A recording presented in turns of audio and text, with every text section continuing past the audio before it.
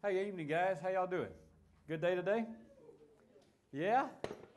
I'm glad to see you here tonight. I love hanging out with college students. Thank you for the invitation and the opportunity to be with you for a while. That's not the right one? Okay, that's good. So I've been looking forward to this time and know most of you. Some of you I look forward to meeting. And a lot of you were out at my house a few weeks ago, right after Gator Day weekend. Thank you, Steve. Appreciate that. And good to see you again. Now, some of you are here for this book the second time. Right? Amen. That means it didn't work the first time. Unlike those couples that Steve got the email from, it didn't take for you. I'm still not married, PG. I want my money back from the first Wait. I gave you 3 good opportunities. You have. And you turn them all down. Oh. Want to talk about that for a while? I don't think so. Hey, so, listen, I want to establish a few things tonight on this first evening. You know, the last time that Frida and I did this, actually 2 years ago, we had 6-7 weeks. So we really drilled down. I mean, we studied the book. There's a lot of stuff in there, a lot of content. This fall, we only have 3 weeks. That's tonight and 2 others. And so we're going to have to approach it differently. And if you want what's there, you're going to have to go get a lot of it for yourself. And I hope that you'll be encouraged. Tell me, what did you come here expecting tonight? That's good. That expectation we can meet. What?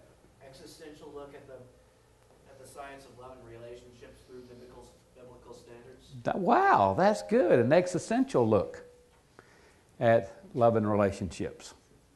Okay, what else? A very transparent look at my pastor. A very transparent look at my pastor. You're going to get that, brother.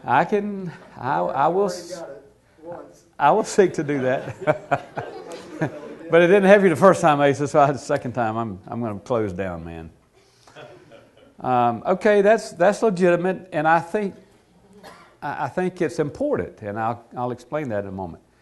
What other expectation did you come with? Any? Yes? Kyle? Play both sides, because last time you had Frida sort of give the side information as you were talking. So, are you going to? So you want me to speak for her now? Is that what you're saying, Kyle? Yeah. No, I'm still afraid to do that. No, but I think I understand your point, and we'll get there. Okay? That's a good question. Anything else? Yes? How to biblically live as a single person. Yeah. That's a great question. We all do that once before marriage. Now I find myself there again, learning at a different stage in age. But the principles apply to both. So good. Anything else? Yes, sir? Trying to understand why God made the male and female. You're trying to understand why God made The male and female. Oh, not just why he made female? I mean, that's what you said outside in the hallway. I just don't understand why God made the female. Just kidding. He didn't say that. He didn't say that. He didn't say that. Okay, you have a card. I'd like for you to do this. And before I tell you what I'd like for you to do, look, no name. Don't put your name on here. Because I want you to feel free to ask any question that you want a response to. Okay? I want you to feel free to ask any question that you want a response to. Since we only have 3 weeks, I'll tell you what I'm going to do. I'm going to sort through those questions this week, and I'm going to take the top questions. And that's where we'll probably need to spend most of our time. Good deduction? Okay? Give me your questions. Take a minute. I'll write them down, and then we'll get started with a few things.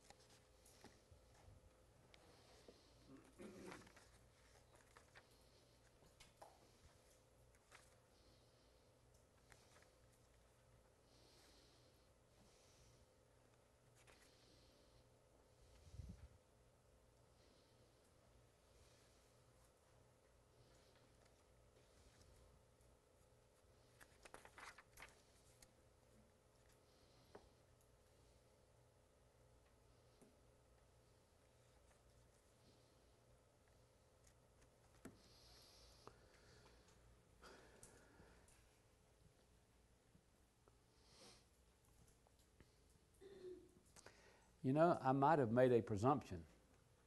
Someone could have come with all the answers, and you don't have any questions. No? Justin? No? Okay. Okay. You about got it? Okay.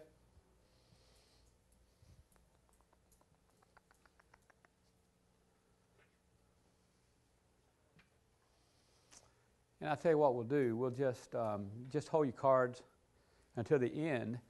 And if questions occur while we're together, then you go ahead and jot them down. Just, Steve, don't let me forget to get the cards before we finish up tonight, okay? Okay, now, let's go back to something Asa said about transparency. I think it's very important that any book you read, you know something, if not as much as possible, about the author. One of the mistakes that I think people make, students in particular, is you read a book and you know nothing about the author, except perhaps they're in that field or they're in that area of interest. You don't know anything. Now, by not knowing anything about the author, you don't know anything about his, fill in the blank for me, his or her experience, his experience, motives, point of view, or worldview. What else? Lifestyle. What else? Intelligence. What? Intelligence. Biases. Prejudice. See, you don't know anything about the person writing, but his writing is going to be informed by his worldview, by his prejudice, by his biases, etc. Does that make sense to you? It's important. How many of you know that Darwin lost a daughter, I think when 9 years of age? Do you know the circumstances? Let me ask you a question. Do you think that might have had anything to do with him being driven? You know anything about Darwin? Driven toward a mechanistic view, world view. You see what I mean? So I think it's legitimate. Transparency is legitimate. So I'll try to be that as we share our time together. Now, I want you to know something about Frida and I. And so I'm going to start here. I'm into a second draft of a book on grief. It's entitled A Pilgrimage of Love, Engaging and Managing Grief for Healing and Hope. And I really do hope to be finished with it by the end of this month. I kind of need to be finished with it by the end of this month now, if you know what I mean. But there's one section in that book where I talk about the moment that Frida and I, that I fell in love. So, now, girls, you'll probably love this. Guys, just hang on to your hats. It'll be all right. You'll get through it. And whether or not you ever this transparent, guys, you will go through the same thing when it happens. You hear what I'm saying? I mean, when it happens, you're sunstruck. You're moonstruck. I mean, you're struck down. That's falling in love, which I prefer to say falling insane. Yeah. Because folks who fall in love, they just do insane things. I mean, you ever seen a couple in love? They just act so silly, don't they? Huh? And logic, rationale, it goes out the window because I'm in love and everything's going to work out fine. Well, I fell in love with Frida. Frida fell in love with me, and this is how it happened. No kidding. The fall morning was bright and sunny and the air brisk. I had just finished piano and vocal lessons at the small community college in North Florida and was leaving the humanities building, walking over to the science building. As I headed down the sidewalk, I looked up and walking in the cool shadows of the pines I saw Frida walking toward me. She was heading to the building I was leaving. She and I had known one another most of our lives at a far distance. But this year we found ourselves in a biology class together and in a theater play as well. I knew she had graduated at the top of her class in high school and was at college on a scholarship. And when she was recently elected president of the student body, I realized she was a leader. Now, watching her walk toward me, I suddenly wanted to run toward her and simultaneously to run from her. On the one hand, I was pulled to her as if she was a powerful magnet that I could not resist. On the other hand, I was overpowered by her presence and wanted to change direction to avoid her. After all, what would I say when I met her? Ever been there, guys?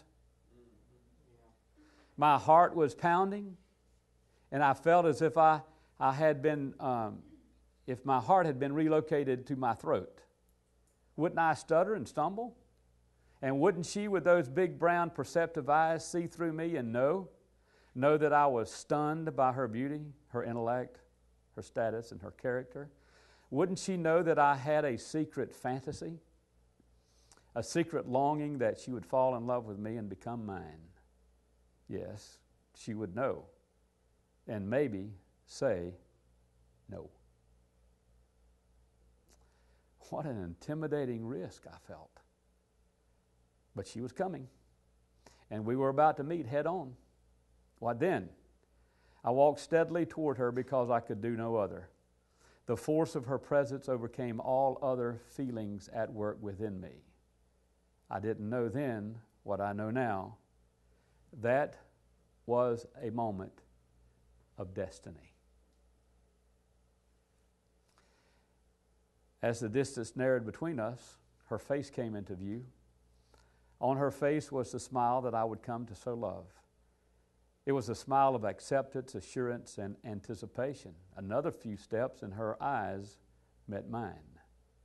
I didn't care that those big, brown, beautiful eyes could and would see through me. In fact, in my heart, I wanted them to do just that. She must know what I felt. I must acknowledge what I felt.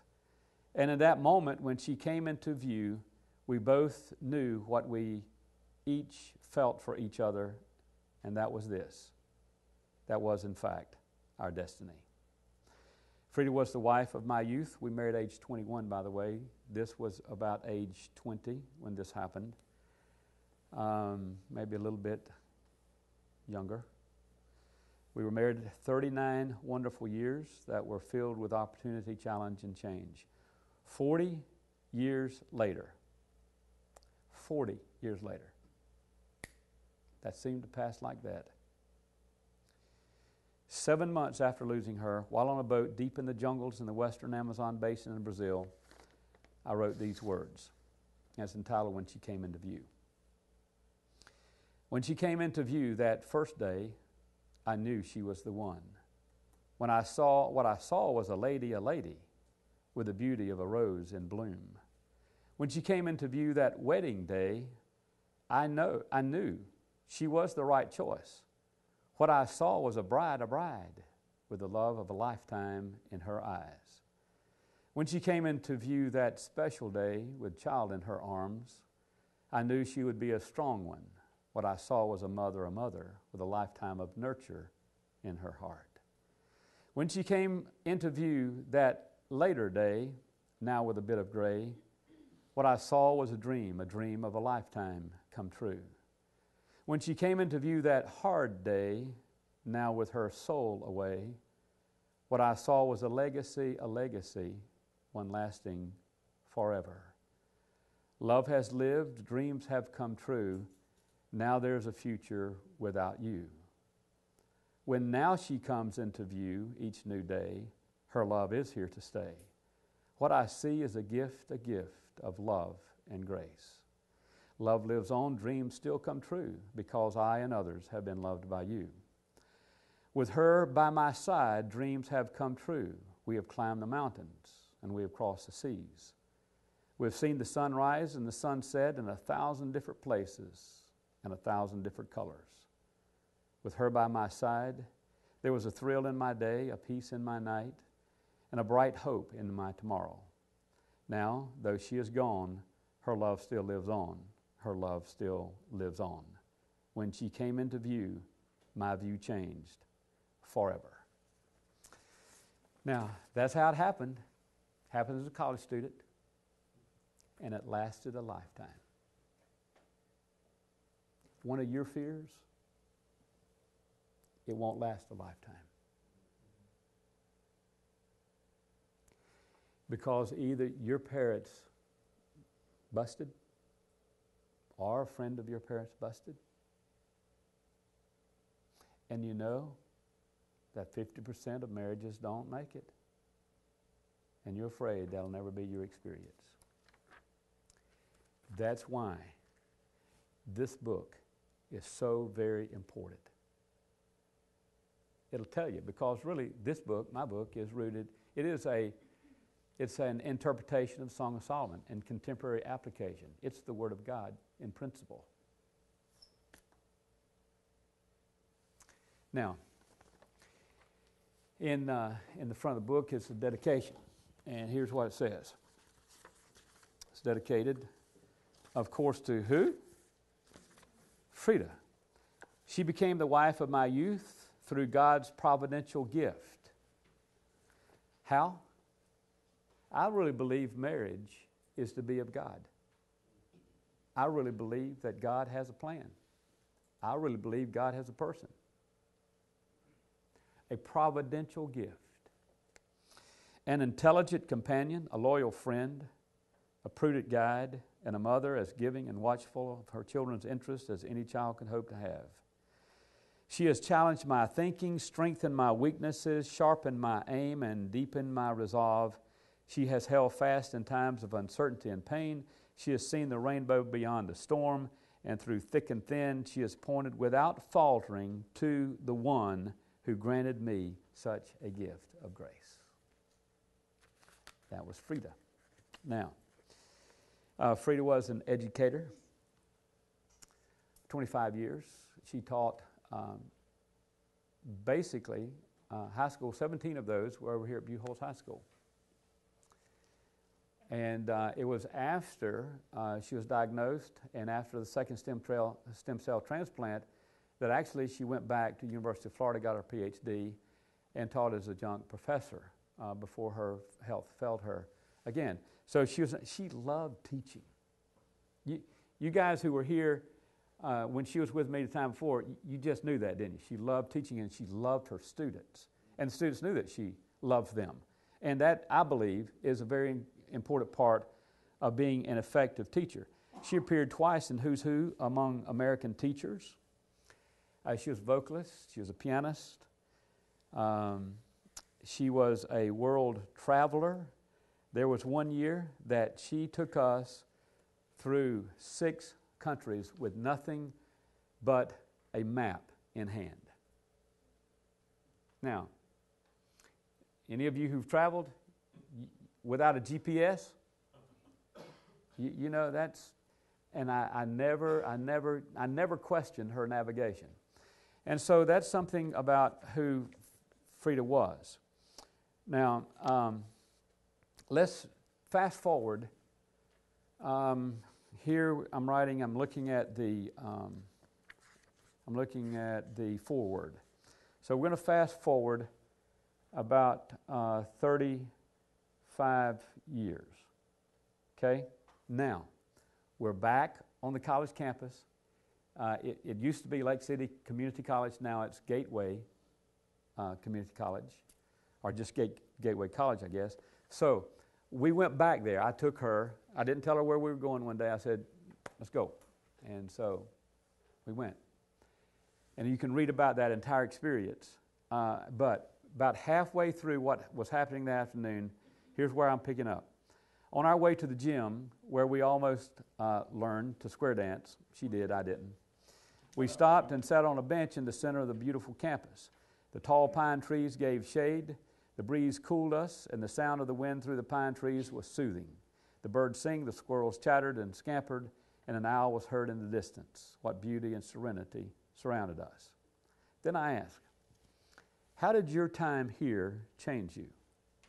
She replied, I was here that first year on a scholarship from a local bank, and it meant something to me to have such confidence placed in me and my abilities.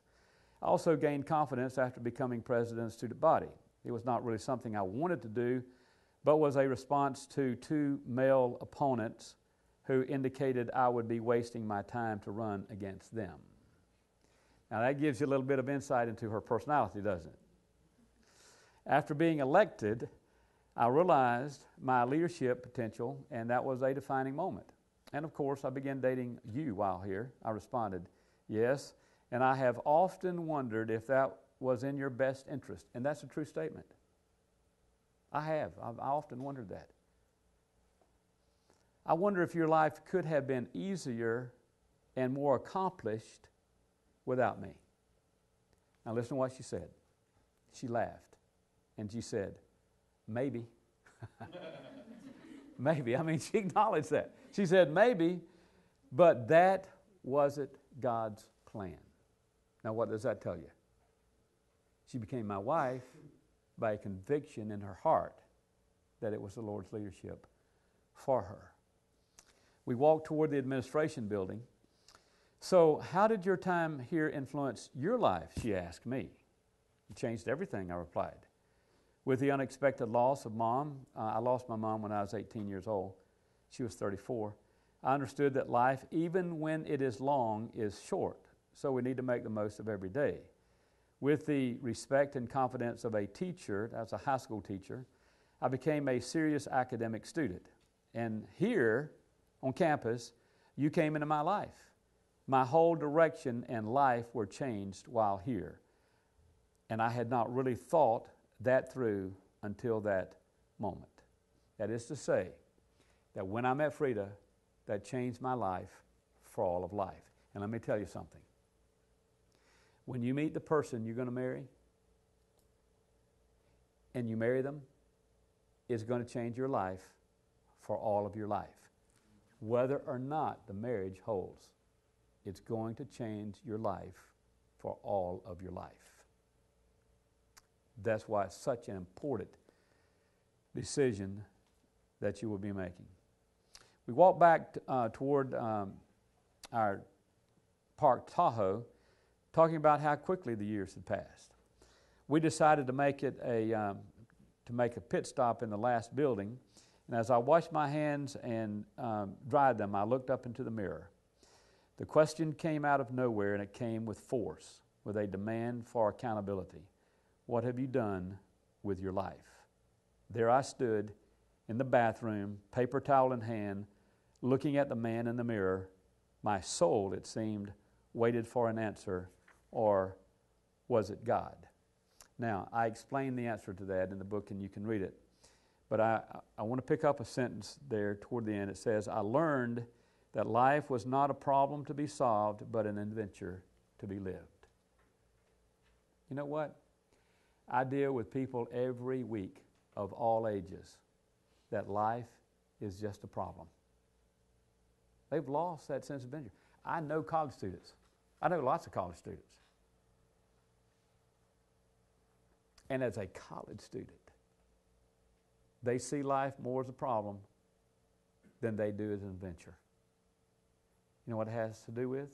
That has to do with their faith. And so in the prologue, I picked that idea up, and I talk about an adventurous life. And a conversation with a friend that I had where he said, I'm going to give up trying to get you two, that is Frida and I, to settle down and play it safe.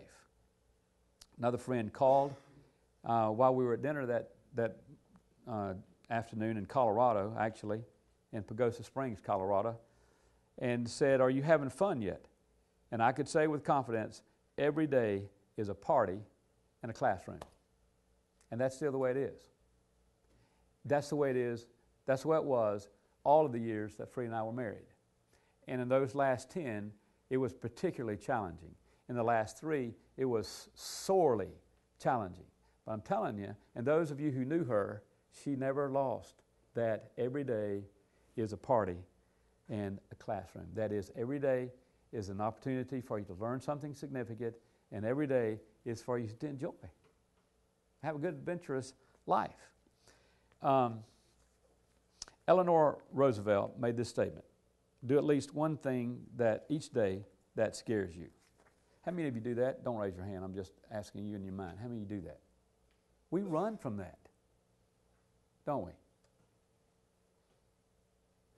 And it might be that some of you are having difficulty in relationships right now because you're just flat scared.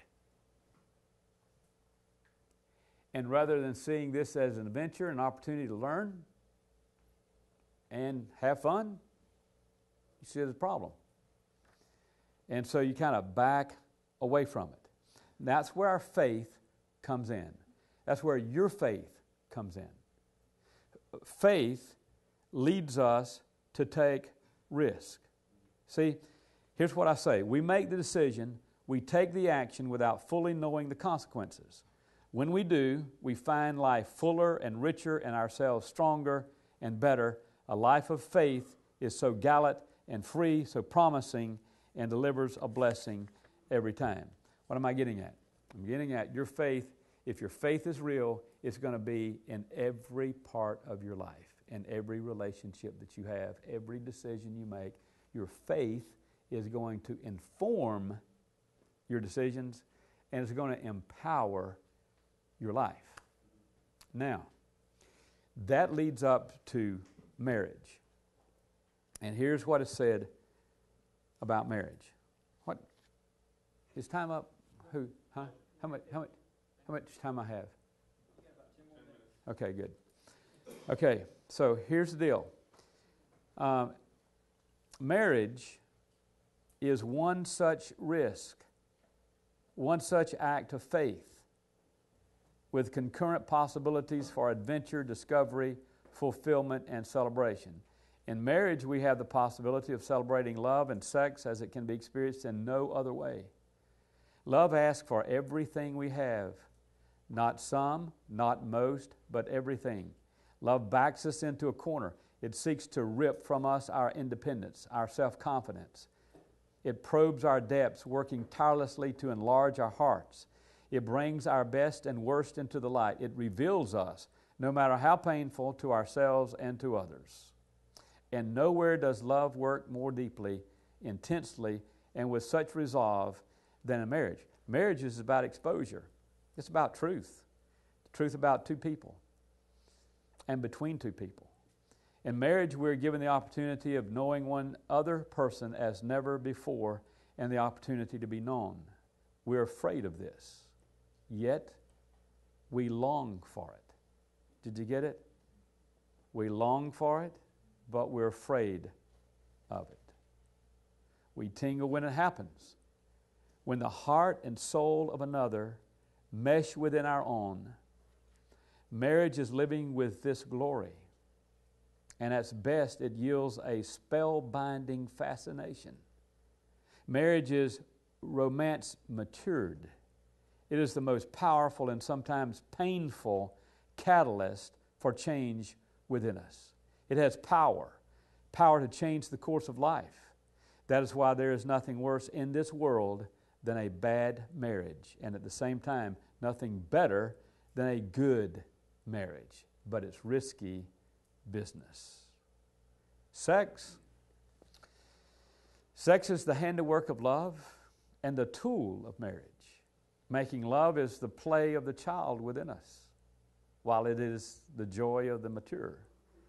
It is touching the spirit through the flesh. It's sacred ground, a gift filled with beauty, grace, and power. It is the truth teller of the quality of love in marriage. Sexual experience unclothes us. Physically, yes, but more importantly, emotionally and spiritually. We're left naked to the core, exposed. It is a risky experience. So yes, marriage is risky, but the rewards of a happy marriage, even a poet cannot convey completely. and no celebration can compare to the celebration of love, marriage, and sex. This celebration is part of God's plan and one of His gifts.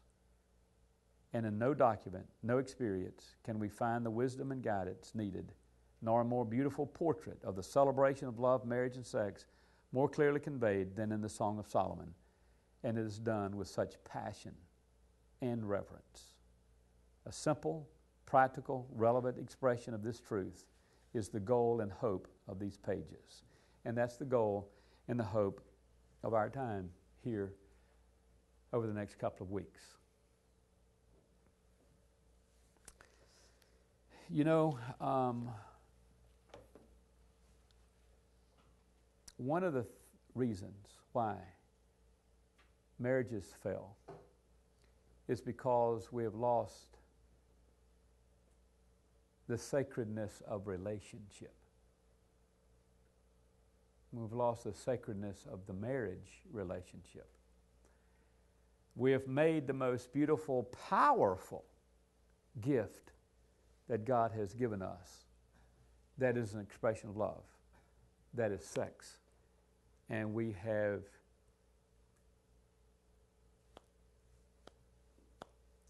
robbed it of its beauty because we have robbed it of its sacredness.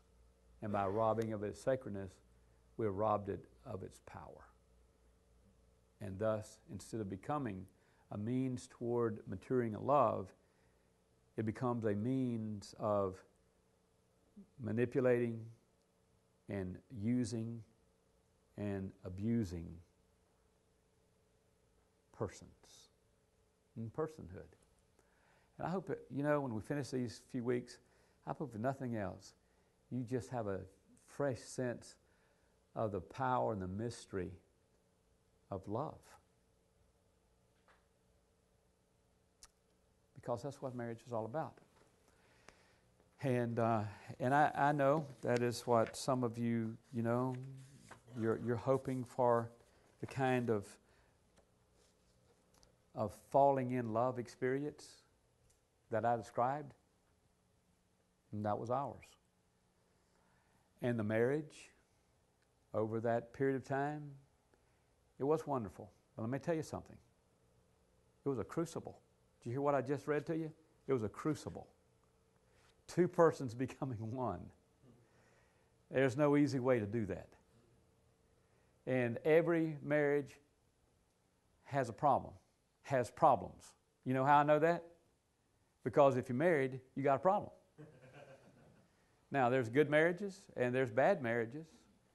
But every marriage, and even good marriages, have problems. But the difference is that the couples in a good marriage, they understand why they're there. They understand what they want to achieve and accomplish and enjoy together, and they're willing to pay the price of love. Let me tell you something. There's a difference this wide between falling in love and loving. Now, in our culture, we have just equated the two. If I fall in love with you, I love you. No, you don't. You might be attracted, might enjoy presence, but that does not mean that you love me. Because, see, love happens when the insanity of falling in love goes away. Then you're faced with choices. Now, some of you know what my working definition of love is. Can anyone tell me? Extending yourself on behalf of another. That's right. Love is extending yourself on behalf of another. See, falling in love is essentially narcissistic.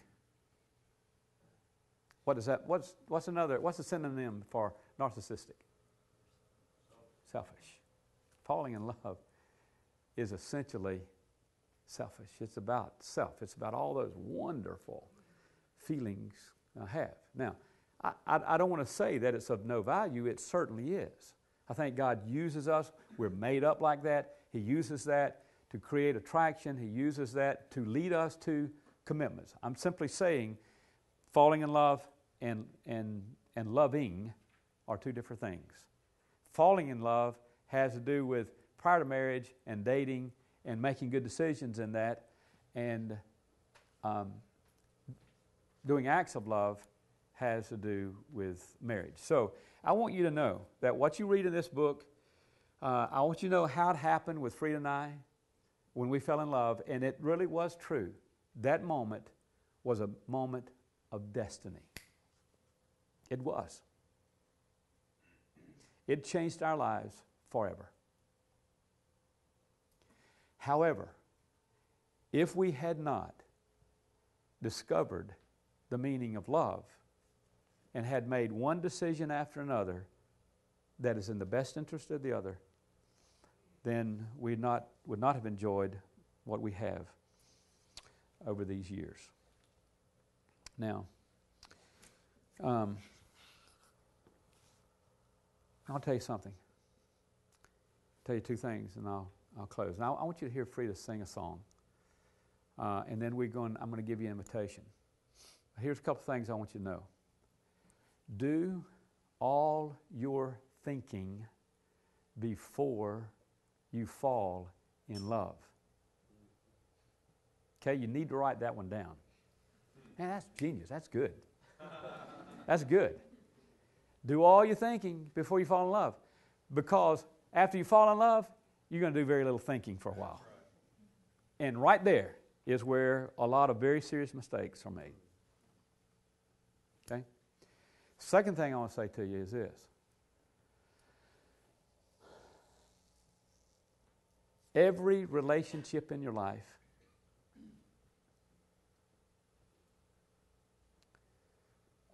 moves you toward being a better person or a worse person. And hear this. Every relationship in your life is going to move you toward being a better lover or a lesser lover. Do you understand what I'm saying? It will increase your capacity to love, or it will decrease your capacity to love. Now, some of you are here this evening, and like Mike mentioned earlier, and in the song, the last song that the band did, you already, at your age and stage in life, you need healing.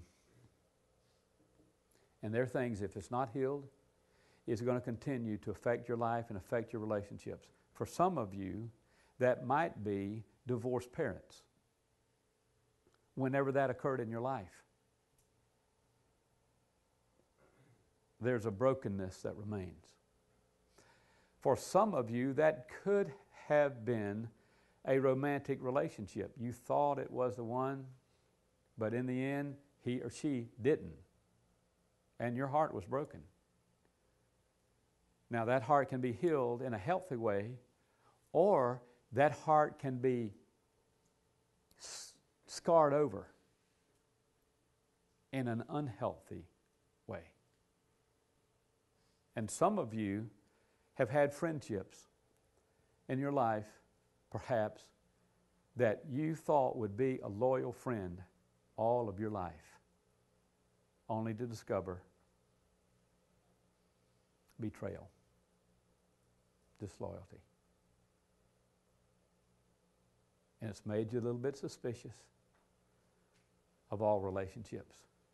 That has to be dealt with, or you'll carry that into your marriage, and you'll make your marriage much more difficult.